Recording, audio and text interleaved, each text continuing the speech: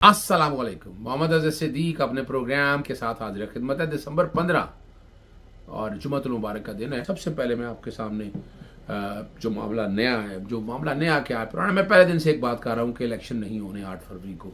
मुझे बड़ा कहा गया, मैंने इस्लाम सुप्रीम कोर्ट के फैसले को मैंने पहले कह दिया था कि ये एक पंचायती ऑर्डर है, उस पर अमल दरामदी नहीं होना। वजह है कि section 57 of the election act कि जो इलेक्शन कमीशन को इख्तियार देता है वो तो आपने छोड़ दिया है। डेट तो फिर इलेक्शन कमीशन, और इलेक्शन कमीशन की बादशाही है, जो मर्जी करे, अंडा दे या बच्चा दे, क्या आप समझ सकते हैं ना इस बात को। इसलिए मैं वजाहत के साथ बताता चलूं। और वजह क्या है कि ये निज़ाम बिछाया गया है नवाज शरीफ के लिए। इमरान खान से उतारने से लेकर जब तक इलेक्शन ही होते, ये निज़ाम सिर्फ एक शख्स को फैसिलिटेट करने के लिए जो लाडला है, और सारी कड़ियों को कड़ियों से मिलाएं। इमरान खान साहब ने अगर असम्बलियां तहलील वक्त से पहले की, क्या अब हो गए है कौमी असम्बली? बड़ी बातें कर रहे थे और मैंने लॉजिक आपके सामने रखी थी कि ये असम्बली की मियाद बढ़ाना चाहते हैं एक साल, और आइन में गुंजाइश मौजूद थी। अभी भी तो 90 दिन के आगे गुंजाइश तो मौजूद नहीं है, लेकिन 90 दिन से आगे पंजाब और खैबर पख्तूनख्वा एक साल से जायद चले जाएंगी। निगरान हुकूमतें, आइन और कानून में कहाँ गुंजाइश है, जरा ये बताइएगा। मौजूदा जो निगरान हुकूमत है, जो 60 दिनों के अंदर इलेक्शन होते, 3 दिन पहले असम्बलियां तहलील करके आप 90 दिन से ऊपर चले गए, और 90 दिन से बाद आप तकरीबन ये भी आप कोई 9-10 महीने, अभी पता नहीं उस वक्त भी इलेक्शन होते हैं कि नहीं। जो मैंने बारिश के कॉन्टेक्स्ट में यानी बर्फबारी और रमजान गुजरने के हवाले से बात की है, इसमें क्या है, टारगेट क्या अचीव करना है। नवाज शरीफ जो है ना 62(1)(f) बैकग्राउंड पे चल रहा है, और मैंने आपको बताया था कि ये क्वालिफिकेशन का आर्टिकल है। अहलियत अब अहलियत पे मियाद जो है ना, जिस तरह तो नहीं मुकर्रर कर सकता ना कि आप कहेंगे फलान डेट तक आप अहल हो जाएंगे, नाहली आपकी खत्म हो जाएगी। यही तो फर्क है क्वालिफिकेशन और डिस्क्वालिफिकेशन। और डिस्क्वालिफिकेशन में लिखा था ट्रिगरिंग इवेंट है, तो हिने अदालत में सजा हुई तो आप 5 साल तक आप नहीं बन सकते। आप अगर टैक्स डिफॉल्टर है, लोन डिफॉल्टर है, आप दोहरी शहरियत रखते हैं, तो आप उसके बाद अहल हो जाएंगे।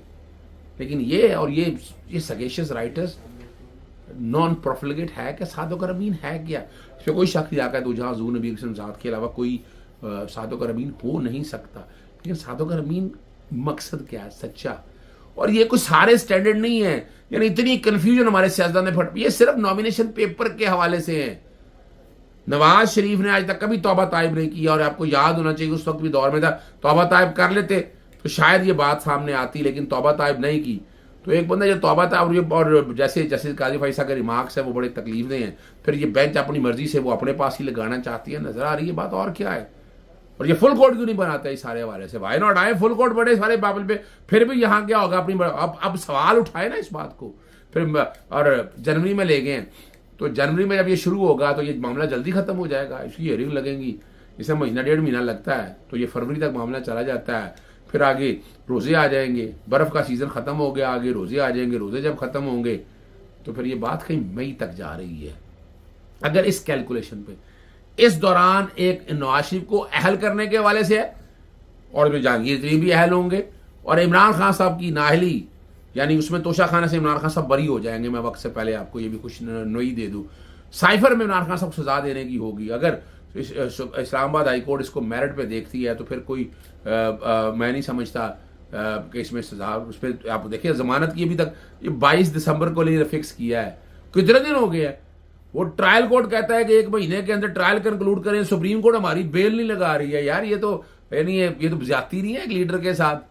और फिर बेंच जो है, फिर वही हम ख्याल बेंच के हवाले से बातें आती हैं। जस्टिस सरदार तारक मसूद साहब हेड करेंगे बेंच को, जस्टिस सईद मंसूर अली शाह और जस्टिस अतर मिल्ला साहब मौजूद हैं, तो लोगों के तो सवाल बड़े उठते हैं। अब देखते हैं जो सिविल सुप्रीमेसी की या इस हवाले से देखते हैं तो आगे क्या नतीजे निकलेंगे आपके सामने। तो ये मैंने आपके सामने हल्का सा सिनेरियो रख दिया है, जो समझने के लिए कि जो हल्का से लगती है, जो समझने के लिए कि आने दौर में क्या होना है। इजाज़त चाहता हूँ। अस्सलाम वालेकुम, अल्लाह हाफ़िज़। पाकिस्तान जिंदाबाद।